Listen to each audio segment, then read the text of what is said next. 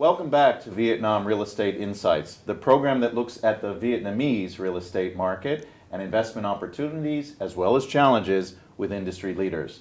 Today's topic is the Vietnam real estate market, but from the perspective of a banker and of a mortgage provider. My guest today is Mr. Amit Malhotra, the head of retail banking for Standard Chartered Vietnam. Let me tell you a little bit about Amit before we start. He has a management degree from the Institute of Management Technology in India and has over 21 years of experience in banking and financial services with very large companies like Citibank and GE Capital as well as Standard Chartered. He's been with Standard Chartered for about 10 years and came to Vietnam to run the retail operation about 2 years ago. A very interesting fact about Amit is that he's the founding member of MakeMyTrip.com, which is India's largest and was the first online travel company and listed on the New York Stock Exchange.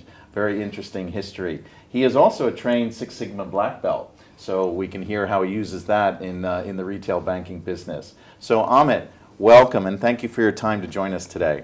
Thank you, Harlow. Thank you. It's absolutely a pleasure to be here and talking in this forum.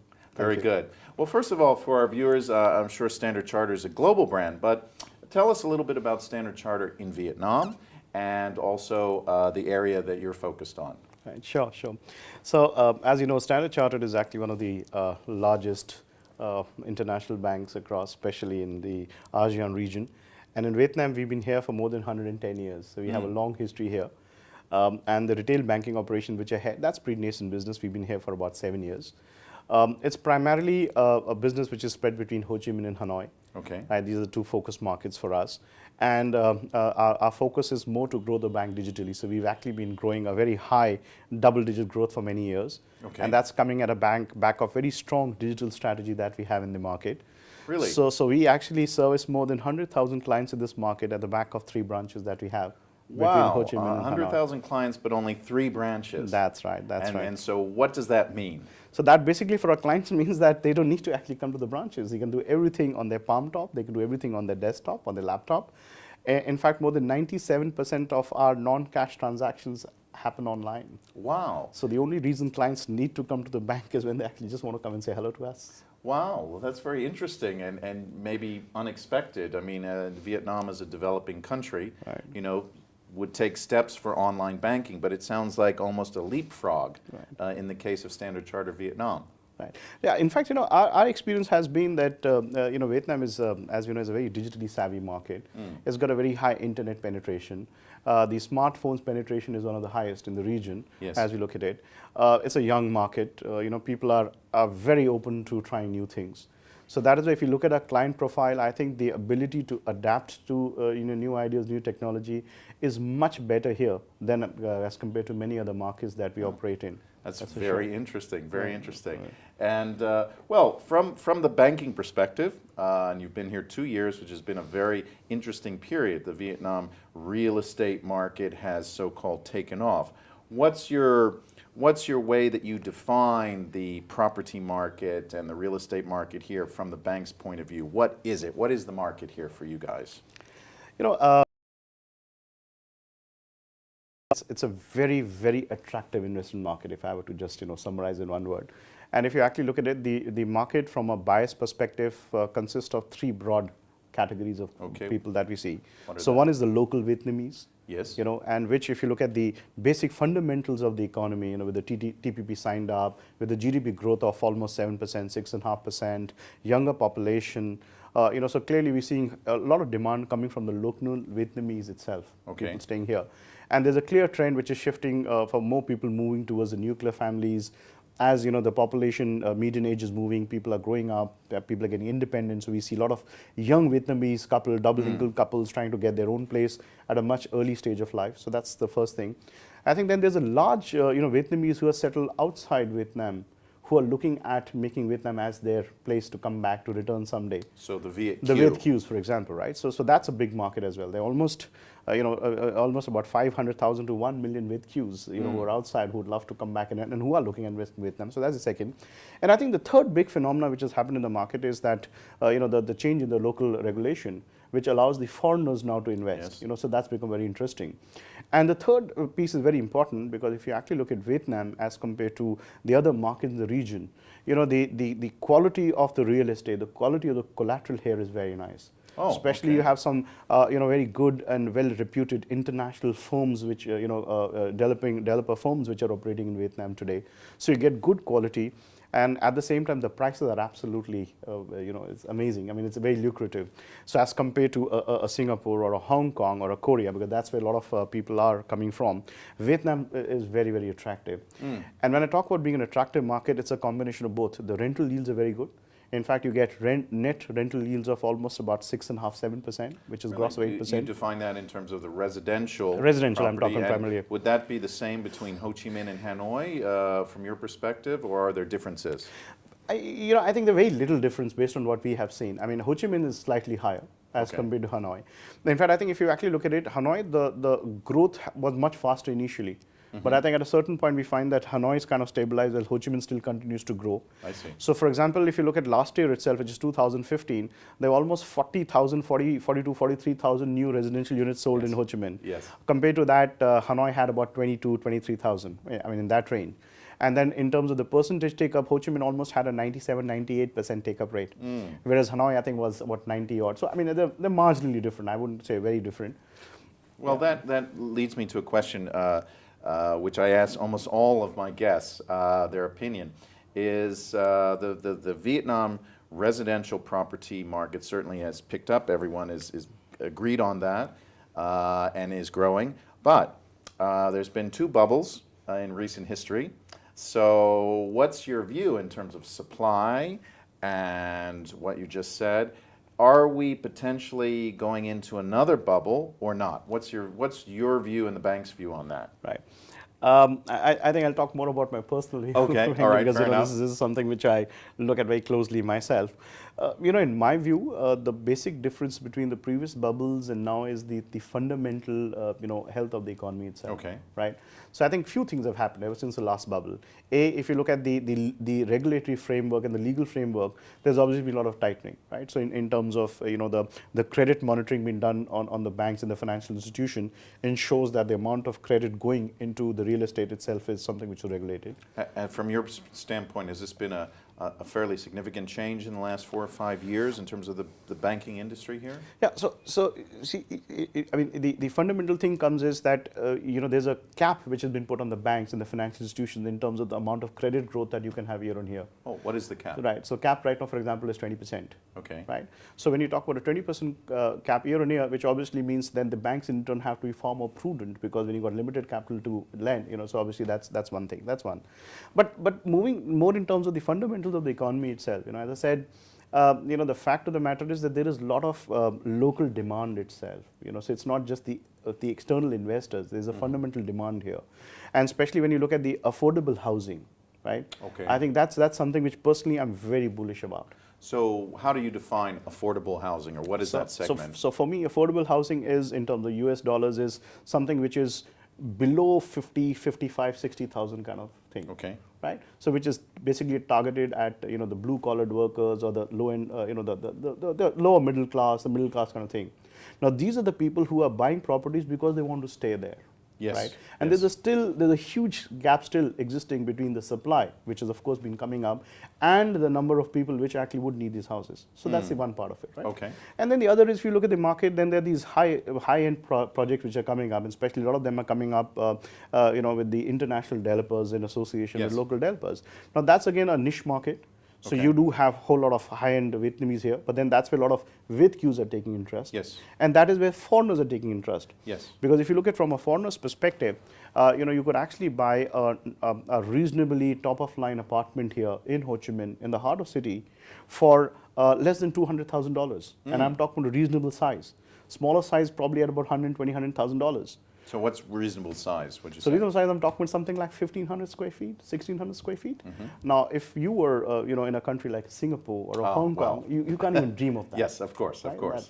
That's one. So I think so clearly that's why I mentioned earlier that one is the quality of the projects that we're talking about, Yes. the pricing that we're talking about, and then we talk about the demand per se. It's coming from a combination of local demand for people who need housing. There's a gap there. Okay. And that's also driven by the economic growth that we've been seeing, right? The FDI is coming in, so because of which the opportunities, with the workforce are going up, that gives them better purchasing power. So, so everything kind of just stacks up together to at least build my personal confidence to say so that, the fundamentals are strong and that's sustainable. Okay, well, Amit, you sound very confident and based on what you've said. At the same time, for our viewers who may be considering to invest as outsiders in, still, what are some of the risks? What are some of the gotchas of investing in Vietnamese property from your standpoint? And are there any workarounds for that or any solutions to lower risk for a foreigner considering to buy? Right. I think more than risk, I think right now there are a few limiting factors, when you look at investing in Vietnam, which, the regulators are working on. So I think the recent regulatory changes, of course, allow foreigners to buy here. I think the other thing is that, the property you can buy is for 50 years, but thereafter you can renew for another 50 years. Yes. So the first thing is that you're confident that you can actually own the property. I think the third thing is that all these transactions have to be done through, through the banks. Right, which means that the funds which you bring in from outside have to come through a bank, and that's how the transactions have to happen. For anyone coming from outside, I think the fundamental question is to bring in the money and the ease of taking it out. Yes, so of course. I think that process is now pretty clear, and I think that is where banks play a very important role. When they are helping their clients. But I think the limiting factor right now is mortgage, because if you actually look at it in any market, a sizable part of the market is driven at the back of mortgages which people can get. For foreigners today, the way it works is that you need to be having a valid resident visa to Okay. stay to take a mortgage here. To take a mortgage. Okay. Here, and the tenor of the mortgage is limited or aligned to the tenor of your resident visa here. But a resident visa is typically for 1 or 2 years, So that's correct? the limiting factor. So that's the Okay. limiting factor. So which means that, if I'm a foreigner, I'm working here, I'm keen to take, and if I need a loan, a mortgage for it, my mortgage tenor can be linked to my resident visa. And if a resident visa is only for 12 months or 15 months pending, that's the max tenor, which really doesn't. Yeah, it really doesn't. It's really not a mortgage in any way like a traditional mortgage, 30-year, 15-year, 20-year. That's right. So this is a gotcha for a foreigner. Right. And is there any particular workaround for that? Is there any particular way, if someone's really serious, perhaps watching, and wants to borrow money to buy here, what would you advise? So, this is something which I'm doing personally, right? So, that I can just share with my personal experience. For example, people like me who have their properties in other markets, like I have a property in Singapore, and the Singapore interest rates are much, much lower as compared to Vietnam. So, there's a arbitrage opportunity there. So what you do, you take a loan in your, in the market where you're present, especially if there's a rates arbitrage. You take a top up on your mortgage, you take a fresh loan against your property there, and then with that fund you buy here. So effectively what it means is that from a 1.5% or a 2% interest rate environment, you actually bring in money here, and you actually earn a rental yield of about 6.5–7% on the same money, right? With an upside on the capital appreciation as well. So I wouldn't call it a workaround, but I'm saying one of the ways to do this is that you still bring in your money, but if you don't have money, you borrow against your property in another market and use that. So basically what you're saying, because of the limitations, that potentially you borrow money in your home country or another country, right, where you may have property at a particularly lower rate, you get the cash, and then you basically buy with cash here. That's right. I see. Well, tell us, interesting, that's an interesting idea. Your business, Standard Chartered's business for mortgages, tell us about that. It is a relatively new business. What's been the take-up by Vietnamese? Do Vietnamese like mortgages? Do they understand them? What's happening with that? Sure. So, considering our competition, we are actually one of the largest international banks in the mortgage business today. So in spite of being a nascent stage, in spite of being a newer bank relatively, we are still pretty big in the mortgages market. Our experience has been that I think the client profile that we're seeing are people who understand real estate pretty well. I think there are a whole lot of our clients are actually, in many cases, they're even the second buyers who've already got properties invested. And a lot of them, they're actually taking second property either against the first property or independent of the first property. That's one. I think then in another thing, of late we've seen there's a lot of trend towards more of the condos or the condominiums, from the large developers. I think that's a trend which is picking up. Okay. Again, our experience has been that both between primary and secondary market, both markets are good, but I think primary market we've seen a lot of offtake in the last 12 to 18 months, and I think that's driven more by some very, very attractive investment propositions coming by the developers. So I think that's something we've seen. I think between Ho Chi Minh and Hanoi, I don't know whether it's more to do with our presence or, but I think we've seen better offtake in Ho Chi Minh for us. Okay. Not that Hanoi is very far, but just on a relative basis. The other thing is that the interest rates have been coming down in the market, so the market is being very competitive. So what are the interest rates that Standard Charter is offering now to local Vietnamese? Yeah. So, in the market, the interest rates were hovering same time last year at about 10, 11%, right? Now, as we speak, for a good profile client, you go as low as a 7%. In some cases, based on the relationship, you can go lower than 7%. So let's say if the average is 7%, but what's the average tenure of a Vietnamese loan to a Vietnamese person? So you can actually go up to 25 years, right, Okay. depending on the age of the client. But on an average, you've seen that most of our loans are between 15 to 20 years. 15 to 20 years, so Yeah. still, that range. But now, back to what you said, that there's an uptick in first-time home buyers, the young Vietnamese who Yeah. want their first home. Now, are you seeing a lot of young Vietnamese coming in the door asking about mortgages and applying for mortgages, or is it really the market is still only for the older, more knowledgeable real estate owner? How is that working? I think right now it's a mix. But having said that, yes, we are seeing a lot of interest from the younger part of the population for sure.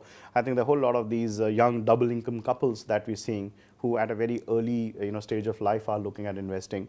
I must say, as compared to many other markets, it's still a pretty disciplined market when it comes to the loan to values on loans, right? I mean, in many markets, international markets, you see mortgages up to even 90% or 95%. Yes, absolutely. That way, I think, all credits to the regulators, and I think overall the market discipline. Here, the LTVs are still in the range of 65, 70%. 65, 70%, Yeah. okay. Which also means that, people who are coming to buy are also coming with their own equity being put into the property. And that actually further, links to my first point of what gives my confidence on the market to be sustainable. Because in any market where the individual equity is higher, Yes. right, those markets are more sustainable versus investor markets where, your equity is only 5%, 7%. Yes, 95% That's right. or buy with no money down. That's right. So I think that's the other thing I must say. So that's the other thing that we're seeing. And within the segment, as I mentioned to you, for the large condominium projects, we are seeing that there's a lot of attraction towards those projects. Are you working with many developers on special package deals? I mean, in other countries, a developer can and will make a deal with a specific bank so that it's an exclusive tie-up or something, and if you come in and you can get a mortgage with Standard Charter at some slightly below market rate. This is very typical in other countries. Right. Is that happening here, or is it still a little bit more straightforward and not as, what should I say, proactively aggressive? What's the situation here? So I think that's definitely a shift in trend that again one has seen in the last 18 to 24 months. Okay. I think more and more financiers are working more closely with developers to come out with bundle deals or preferential deals. For example, we in Standard Chartered Bank have a preferred relationship with almost all the big developers here. So today the approach to the market is that instead of a client identifying a property and then looking for a mortgage, they almost go hand in hand. Right. So typically, anytime there's a project launch, you find the financiers and the developer together. Yes. And invariably, you find the financier trying to offer something more attractive, so that the take up is much better there.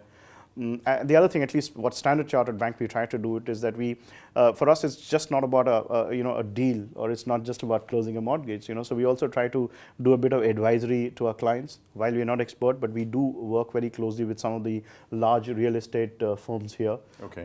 So in terms of clients who are wanting to understand what kind of projects to go in for. And this is something that we've seen for a whole lot of our clients who are coming from outside to Vietnam to buy. Yes. So for example, we've had a lot of sessions that we've done for Singaporeans looking at investing in Vietnam, both in Singapore as well as here. So for example, with a large real estate fund, real estate company here, we've done joint programs in Singapore.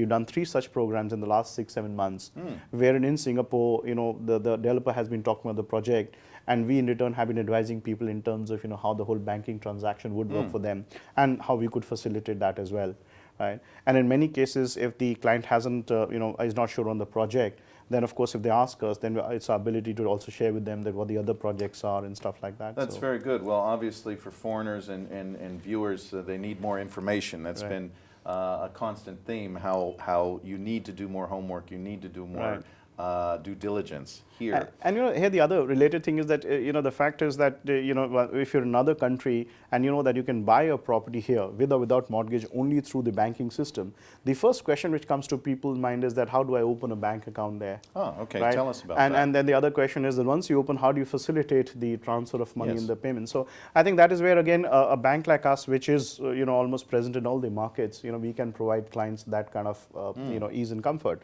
So for example, obviously to open a bank account, you've got to be physically in the country. Now that's something which you cannot avoid. Having said that, once you come in the country, the entire account opening process is just based on one document. You just need an application form and you need a copy of your passport notarized. Those are the only documents. Thereafter, you have a Standard Chartered banking account in Singapore, Korea, India, Japan, Taiwan, any of these countries. All you need to do is from there transfer into your bank account here. And then thereafter, through the internet banking, digital banking, you actually could be managing an account.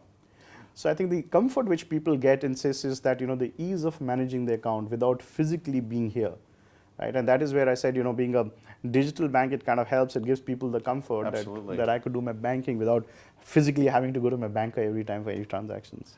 Well, last question, Amit, is on that note. Obviously, you're making it easy to get money in, and that's great.